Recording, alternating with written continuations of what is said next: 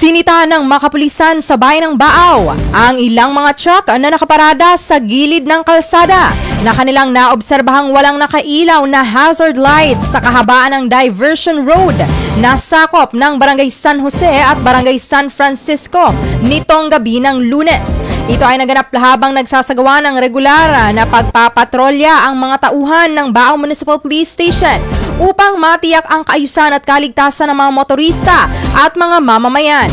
Ayon sa naturang tanggapan ng pulisya, ang mga paglabag sa mga ito ang kahalagahan. Ang mga paglabag ng katulad nito ay isang malinaw na banta sa seguridad, lalo na sa gabi o sa oras ng limitadong visibility.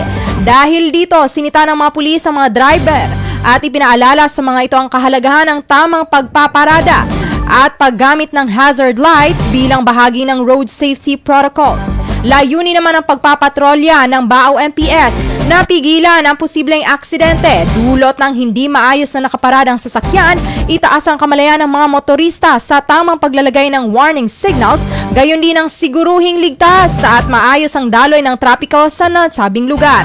Pinapaalalahanan din ng mga truck driver na iwasan ang matagalang pagparada sa gilid ng diversion, lalo na kung walang sapat na warning signs o hazard lights upang hindi umano makapinsala sa iba pang dumaraang sasakyan.